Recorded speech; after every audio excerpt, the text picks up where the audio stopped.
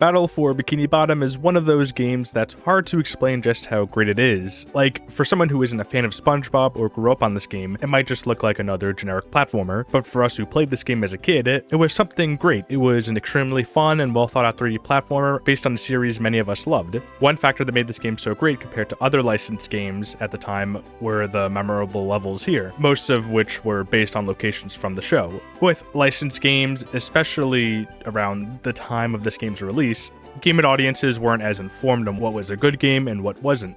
So developers didn't need to put much effort into making a good game for kids for parents to buy it. Yet Heavy Iron Studios went above and beyond for Battle for Bikini Bottom. Though I do like every level in this game, I do think some are better than others. That's what I'll be looking at today. I'll be ranking the 9 different levels in Battle for Bikini Bottom. The ranking is also based on the original version of the game, not the rehydrated version. I've already spent enough time on this intro. On to the ranking. Number 9, Rock Bottom.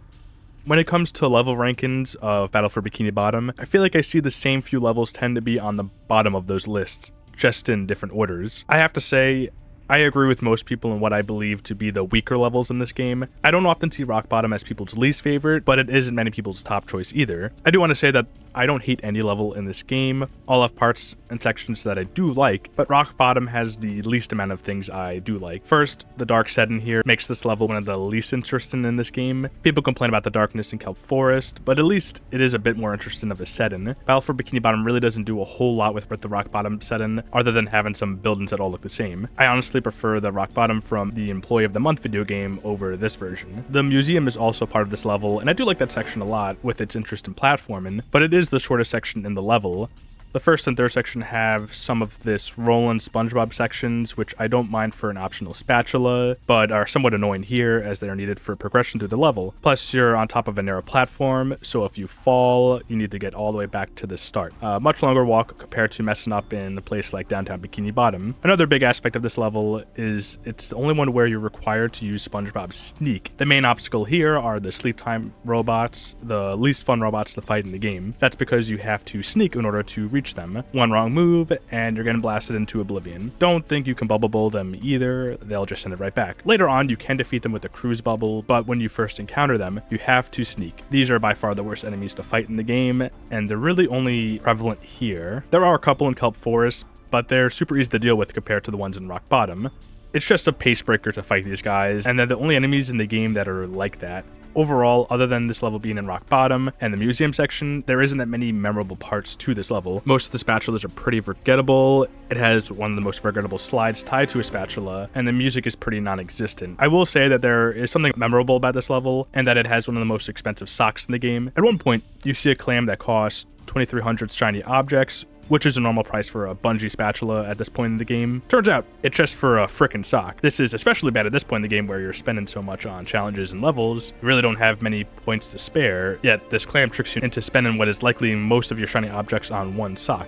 I don't hate Rock Bottom, it's just that most of the level is either annoying with the sleep time robots or pretty forgettable for the most part. Even the other weaker levels of Battle for Bikini Bottom have some memorable parts to them despite all their flaws. Again, not a bad level, but definitely my least favorite in the game. Number 8, the Murmalayer. Here's another level I tend to see towards the bottom of people's rankings of levels, and I can see why as well. Similar to Rock Bottom, the more memorable parts of this level are the parts that people don't like that much, such as the Patrick parts and the ball puzzle at the end. Though I'm not a huge fan of those parts, the difference is that the more annoying parts of this level are all optional, while the annoying parts of Rock Bottom are required to progress. So even if there are some more annoying spatulas here, some of the most annoying in the game honestly, they aren't required to get through the level. However, one thing that surprised me about this level was just how easy and short some parts of it were compared to other levels in the game. The first section is simply just beating a few enemies, doing a couple bubble bowls, and you get the spatula, which is probably one of the easiest spatulas in the game, which is weird considering that it's the 4th level of the game. None of these parts are bad, but just progressing through the level to get to the boss will probably take you like 20 minutes, even less than that, honestly. Patrick is also barely used in this level, and his section is a little annoying. Patrick is my least favorite character to use, just on account that his ability is the least fun to use. The game tries to do interesting things with it, but here, it's simply trying to carry a watermelon without getting hit, but the lack of movement makes it somewhat annoying to do. Again, it's optional. If you want to do the boss fight, you could skip Patrick entirely. A big aspect of this level is the use of the bubble bowl. This is probably the only level where the bubble bowl is required to progress. There are switches you can only hit with it, a boss that can only be hit with the bubble bowl, and enemies that the game says you should use a bubble bowl for, but it always ended up hitting one of the dogs instead, so not really a viable option. I do prefer the emphasis on the bubble bowl over needing to sneak. One other plus to this level is that it does have the best level boss, probably the second best boss in the game. Not a super high bar since the bosses in this game aren't amazing, but it's a pretty alright fight. The level also has a super expensive sock, but at least it is tied to a pretty fun platform challenge, something better than the bungee hook from Rock Bottom. Still pretty stupid it's behind such an expensive clam though. I guess I should also mention the spatula in the final room at the end of the level, which is considered the hardest and worst spatula in the game by many people. It is very annoying, especially unlike other difficult spatulas. There isn't an instant do-over when you fail. You have to set up the whole thing over again. However, even though I don't like this spatula, it's really annoying, I won't judge this level too hard for it since it's an optional challenge at the end of the Murmur layer. To me, what is required to beat the main level of a game is what I care about when playing a game more than the side stuff. I don't critique things as harshly if it isn't required for me to do. Like a lot of people love to bash some of the Mario Sunshine levels because of how hard and unfair they are. These people are right. A lot of these levels in Mario Sunshine suck, but most of these terrible ones aren't required to beat the game. That's why I don't consider these levels when I consider my enjoyment of Mario Sunshine as a whole, since many of those annoying levels are optional. That's somewhat similar to this level here. Of course, I would prefer great main content and side content, but to me, the main stuff is the most important. That's why even if there are many parts of the Murmur layer I don't like, none of those annoying parts are on the main path. For the most part, it's a fun level, just a bit short and lacking good bonus spatulas. Number 7, Kelp Forest. Now, for the last of all the expected levels, it's Kelp Forest. As a kid, I never played this level as it didn't work on my GameCube. The game would just crash if I tried to load in. It wasn't until Rehydrated I was able to play Kelp Forest, expecting it to be the worst level in the game because that's what a lot of people said online. I played it and I liked it. When I played the original Battle for Bikini Bottom, I was expecting to hate this version of it, and I don't. After all these years, I could say that I think Kelp Forest is a really good but flawed level. There are a lot of really cool ideas and synergy between the characters that are not really seen anywhere else in the game, but there is some flawed execution of those great ideas. Like, the Kelp Caves are what people bring up as one of the worst design sections in the game, and it isn't great, but I do like how it's the only section where you're required to use two characters' unique abilities together to progress through the level, such as using Patrick's throw to open up buttons and vines to help the Spongebob hit buttons with his cruise bubble. It's a cool idea, but the problem with the Kelp Forest Caves is there is only one boss stop in the whole section, so you'll have to backtrack a lot just to switch characters. Plus, as Patrick, you'll have to backtrack as well to grab stone tikis, so there's a lot of having to walk back and forth that adds up to making this section pretty annoying. Just adding one more bus stop in the middle and a couple more stone tikis would have made the section really fun. As for the rest of the level, I actually do find most of this level pretty fun. Well, the first section is just like the Murmur layer, where you simply need to walk forward for one of the easiest spatulas in the game, though finding the campers in the first section is fun. And I did enjoy the part of bouncing around on the leaves while holding the stone tikis. It was an interesting use of Patrick's ability. Only issue with this section is how loud the waterfalls are. It's like you're eating at the Tuscany Grill at Mohegan Sun. What? The vine section at the end is also probably the hardest section in the game, in my opinion. Battle for Bikini Bottom isn't hard, but beating Mermaid Man's Time was the only spatula in the game that gave me any trouble. The vine is probably the second best slide in the game. A lot of people like to complain about how dark this level is, and sure, it's dark, but never to the point where it ruins the level. I could always see fine. There are problems with this level, I won't deny that, but a few small changes, and I think this could have been one of the better levels in Battle for Bikini Bottom. The issues are annoying, but they don't ruin the level for me. Plus, I think Kelp Forest has the best use of Patrick's ability in the game. If they would just remove the backtracking in the Kelp Caves, this level would be bumped up a few spots, but now it's ending up as the third to the bottom. Number 6, Sand Mountain.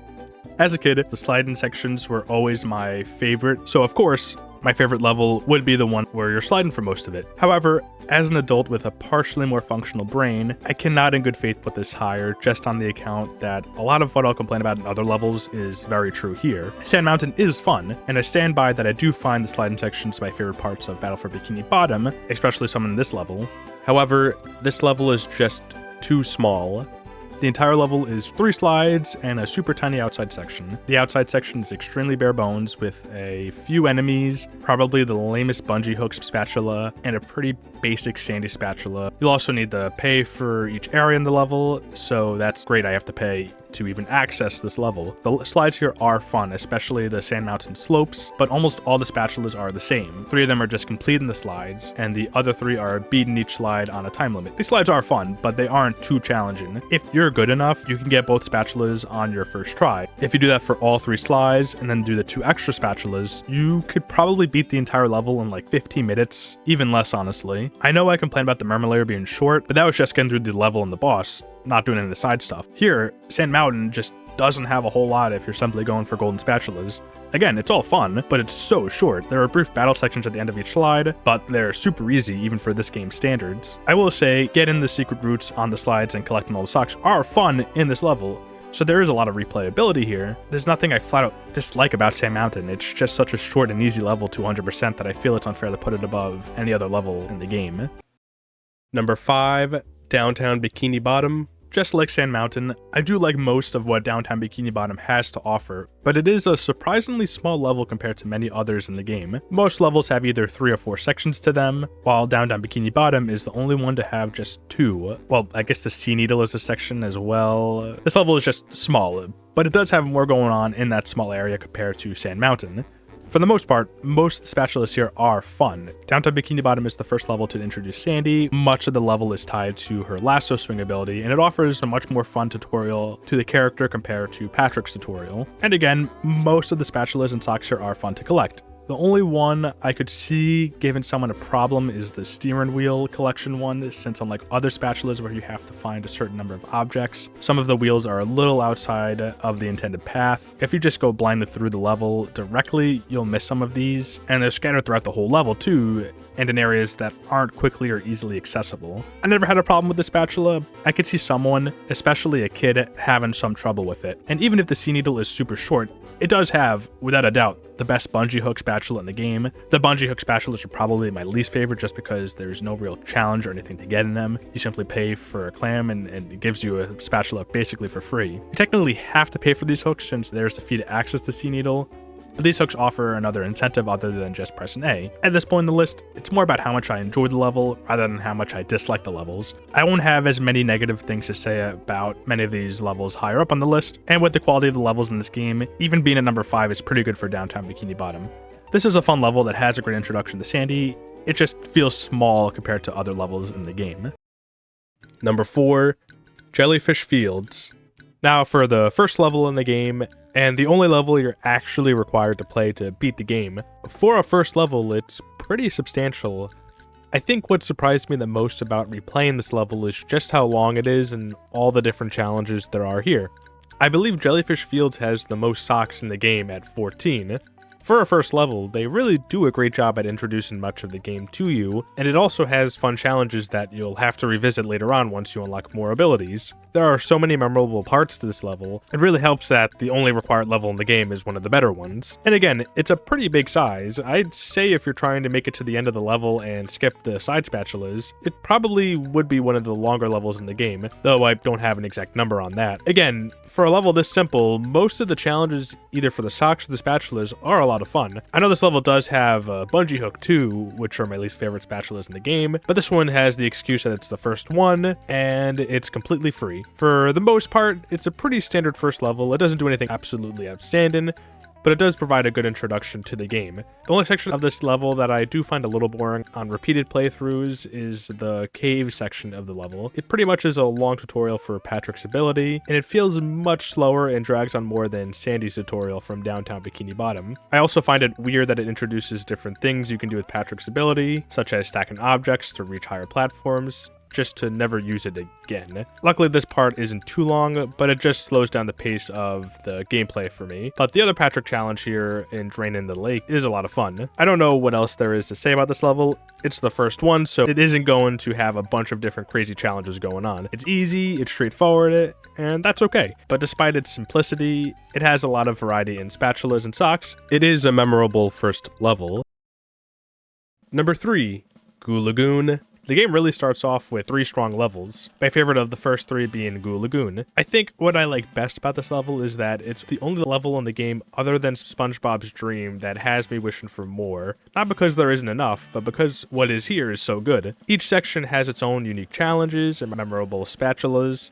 The first section with climbing the sandcastle isn't hard, but it offers some urgent platform and challenge that you don't see much of in this game. The caves is a fun little area that I wish was a little bigger, and the carnival at the end is one of my favorite sections in the game with all the fun little activities you could do here. Not only are the socks fun to get, but so are the spatulas. Plus the ski ball minigame is a fun thing you could do on the side. As for the spatulas, there are none here that I can say that I dislike, which I can't say for any other level in the game. Even the 2 levels above this one have spatulas that I don't care for. The only one I could say that I didn't love was maybe the one where you have to rescue the children, just because it is a little annoying to have to wait for the balloons to come to you, but it isn't bad at all. I do like pretty much everything about this level. All the complaints I have are so small that I would be a little pedantic to spend too much time bringing up each one. Maybe, just maybe, the cave section could have been a little longer, but like, it is fine as is. Almost everything here is great.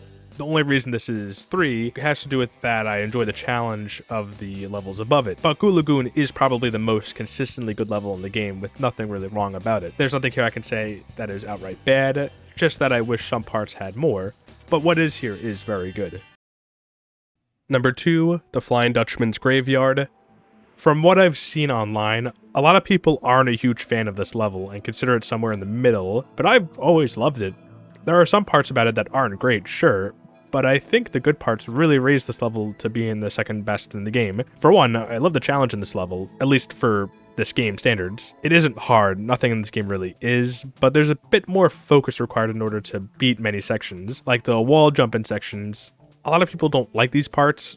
I do. Wall jumping is something that isn't used very often in this game, so I'm glad that they used it so well here. These parts are somewhat difficult. The punishment for failure is so minor, and you restart so close to where you fell, that I don't mind failing at these sections compared to something like the ball rolling part in the Murmur layer. If you fail there, due to funky physics, that's almost a whole minute of lost time, which adds up if you're failing a lot. I do appreciate the challenge here, which again is not incredibly hard, it's just difficult compared to how the rest of the game is. Another aspect to this level that makes it stand out is how catchy the music here is.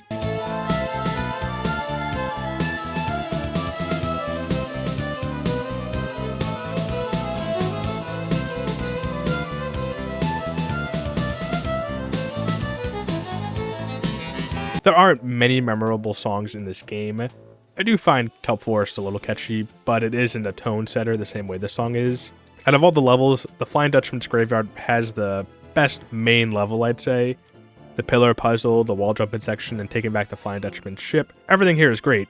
The Flying Dutchman boss is easy, especially for this point in the game, but it's still a fine boss. The only aspect of this level that keeps it from being number 1 is that it does have some crummy side spatulas, particularly the Goo Tanker Ahoy one. This is one of the more confusing spatulas, as there are no indicators of where you're supposed to go and how you're supposed to lower the goo. You do see coming out from the spot, but you don't know if there's a button or enemies you need to beat. Apparently you have to hit the lid with the cruise bubble. Again, there's no indicator of this. This does open up one of the challenges for the level, but you don't get the Goo Tanker Ahoy spatula from doing this alone. Turns out it's in this location behind the tanker you wouldn't expect to look. Rehydrated does fix this issue by putting a clear button on the tanker, but I am talking about the original Battle for Bikini Bottom. There's also another dumb bungee spatula here, which again are my least favorite kind of the game. Though all the bad spatulas here are ones that aren't required to progress through the level, and these aren't major issues that ruin the level at all. The majority of what is here is great, and I always look forward to playing this level on repeated playthroughs. And number 1, SpongeBob's Dream. Obviously, with one level left, you know this is the number 1 level in the game, in my humble opinion. It ultimately comes down to this level having some of the best of almost all aspects of this game. It has the best slide section in the game, and one of my favorite sections in the game as a whole, that being Sandy's Dream, with the challenge, the different routes, and the hidden spatula being fun to discover, and all the unique aspects to it. It is one of the most fun sections in the game. Squidward's Dream is another great area that offers some fun platform and challenge, nowhere near the most difficult section in the game, but it does require some more focus. Even the platforming outside of the dreams offers some unique challenge you won't see anywhere else in the game. There's also Mr. Krabs' Dream, which I know many consider to be the hardest spatula in the game, right behind the ball rolling puzzle. Is it tough? Sure. Is it annoying? At times, yeah. But I actually think it is the best combat section in the game because it isn't too easy like the one in Downtown Bikini Bottom, and it isn't too frustrating like the one in the Krusty Krab. It did give me a hard time when I played this in Rehydrated, but I did it in my first try this playthrough, There are a lot of enemies, but there aren't any extremely annoying ones here like there is in the Krusty Krab. I can see why people hate this part, but I never found it too bad. As for Patrick's stream, yeah, it stinks they scrapped a whole level and put literally nothing, and I mean nothing here. Though the fact that it is funny and it fits Patrick's character does make me not hate this part of the level so much. There are already a lot of great things about this level, that this free spatula isn't one that I mind too much, especially since you do need the platform here to actually get to Patrick's stream. The only bad spatula here is the roll and ball one at the end of the level. The issue isn't the spatula itself, I think it's a unique bonus challenge. The issue is just if you fail, you'll need to platform all the way back up to the top to try again. With these physics, you'll likely fail a few times. Though, like the ball rolling puzzle, this is something you'll only see once you do the rest of the level and isn't required to progress. What I like the most about this level outside of the gameplay is just how unique everything is about it from a setting perspective. All the levels look super unique, and it being inside their dreams allowed the developers more creativity in making these levels. Some levels like Rock Bottom and the Mermalair didn't have a whole lot to work with, but here they had all this freedom to make these memorable sections, and they did. Almost everything here is super well done and memorable. Even the parts I don't care for don't detract from the quality of what is here. Without a doubt, this is my favorite level in Battle for Bikini Bottom. So that's it for my ranking of each level for Battle for Bikini Bottom. If you like this video and want more like it, be sure to like and comment down below. If you didn't agree with my placements, then feel free to also comment why. Feel free to list your own personal rankings and what you agree with and what you disagree with me on. In the future, I do have some more Battle for Bikini Bottom videos planned, so stay tuned for whenever those are made in the next few months. As for now, that's it for this video. See you all next time.